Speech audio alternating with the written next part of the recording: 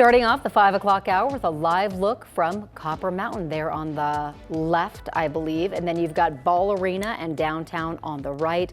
A winter weather advisory is in effect. There, that's it right there. There's your winter weather. There's Copper Mountain, yes. Advisory is in effect until tomorrow night for most of the high country. It's great that we're seeing all that snow.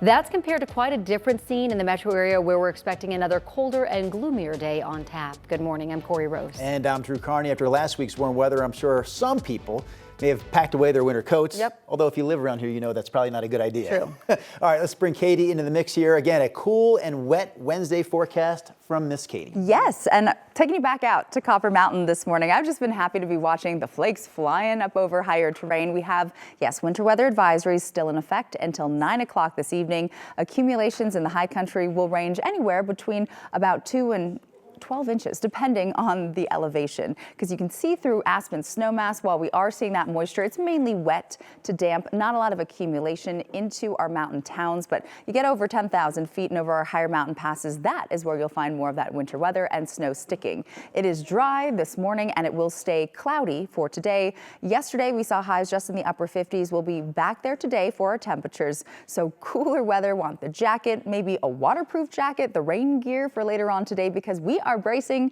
for some much needed rain. It's not going to arrive until the late afternoon. The mountains starting to see more of that precipitation roll in. It will become widespread. And then for today, winter weather advisories, all areas shaded here in blue in place until 9 o'clock. Wind gusts also up to about 40 miles per hour over those higher mountain passes. Just be careful on the roadways and be prepared for winter driving conditions. Now, here across the Denver area, Front Range and Eastern Plains, not talking winter weather, but this first day of April will be slightly below average highs. We'll be in the mid to upper 50s. Good chance for seeing rain develop after 3 p.m. I'll break down futurecasts coming up, but we will clear out statewide Thursday after we see that snow and rain. Another system set to bring in some chilly temperatures, gusty winds, and highs only in the 50s on Friday. Details still to come. But Brianna, how are things on the roads currently? Yeah, right now taking a live look from I-70. Really, we have two problem spots for your Wednesday morning. So it's 502. That right camera that I have from CDOT, right now there is paving operations that are happening, which is why we're seeing a little bit of a closure in that area along eastbound I-70. So this is just after Idaho Springs. And then right near the Eisenhower-Johnson tunnels, we do have a stalled vehicle. It looks like snowplows are there as well. So crews are on scene right now. Please give them extra time. Both of these incidents are happening along eastbound I-70. So keep that in mind, especially if this is part of your morning drive. That's probably what we're going to see all throughout the morning. So let's get to your drive times real quick. Here in the Denver metro area, I'm not tracking any delays or any crashes or any construction like we are in the mountains right now. So 225, we still have the green light there. Heading into southbound I-25, you're looking at a nice 9-minute drive. And just a quick heads up, if you live in Denver, this is your annual reminder, street sweeping starts today. So the city says street sweeping prevents storm sewer inlets from getting clogged. That can lead to flooding issues. It also helps keep the air and water clean. If you are parked when the city is moving through, you can face a $50 fine. So this will take place the first Wednesday of every month until November. Good reminder there, Brianna. Thank you for that. New numbers, meanwhile, from the state show distracted driving is going down. According to CDOT, data collected from smartphone apps and cell phone sensors found that distracted driving dropped nearly 5% from 2024 to 2025. The state is crediting the drop to Colorado's hands-free law, which took effect last year. It bans drivers from using a cell phone while they drive unless you have a hands-free accessory. Last year, the state says troopers investigated more than 3,700 crashes involving distracted drivers, but that's a nearly 9% drop from 2024. Visitors found the body of a man from Denver below the Gunnison Point overlook at Black Canyon. Montrose County officials say visitors reported seeing a body about 800 feet down from the overlook on the south rim on March 24th. National Park Service rangers climbed to the area and recovered the body. He has been identified as 40-year-old Paul Shallcross from Denver. The cause of his death is under investigation. The city of Broomfield says the measles outbreak tied to Broomfield High School is over at this point. It's been more than a month since the first confirmed case involving a high school student. Nearly a week after that case, 2 more were discovered, and that's when the outbreak was declared. The city says a total of 10 cases were confirmed.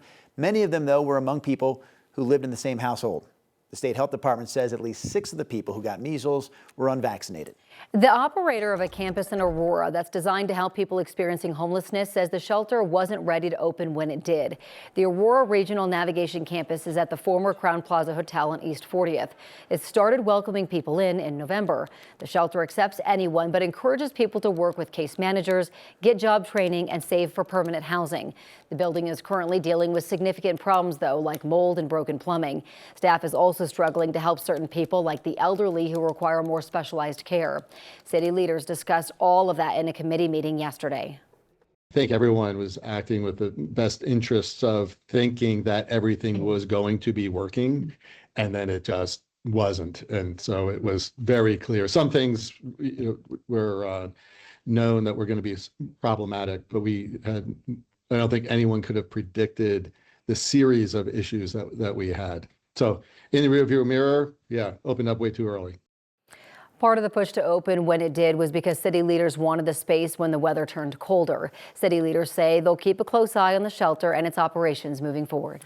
A federal judge is upholding Colorado's laws that restrict law enforcement cooperation with ICE. The court's ruling says state and local officers are under no obligation to help with immigration enforcement. Last year, the Department of Justice sued over state laws that restrict local law enforcement officers from enforcing immigration law or sharing information with ICE, as well as restricting ICE's abilities to enter jails.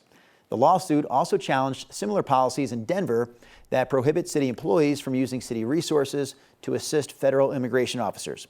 The DOJ argued the policies interfered with federal law and singled out federal officers for unfair treatment. Gordon Gallagher, a judge here in Colorado, dismissed the lawsuit yesterday, ruling that the feds cannot force state officers to administer federal law. President Trump signed an executive order that creates a nationwide list of verified eligible voters and to restrict mail-in voting. And right now, it's already facing pushback. The order calls on the Department of Homeland Security, working in conjunction with the Social Security Administration, to make the list of eligible voters in each state. The U.S. Postal Service would also be directed to take new measures to ensure ballots are only sent to eligible voters. Within minutes of Trump signing the order, top elections officials in Oregon and Arizona, 2 states that rely heavily on mail-in ballots, pledged to sue, arguing that the president was illegally encroaching on the right of states to run elections. U.S. states, not the president, have the broad authority to run elections. Now, the president did cast a mail-in ballot this month in a special election in Florida, just days after he said that voting by mail was mail-in cheating. Trump later told reporters he used mail-in voting because he couldn't be in Florida for the vote. The Trump administration says it will appeal a ruling that paused construction on a new White House ballroom. In this ruling, the judge wrote, quote, "The President of the United States is the steward of the White House for future generations of first families. He is not, however, the owner of the White House." The judge also said any future changes would need congressional approval, which President Trump disagrees with.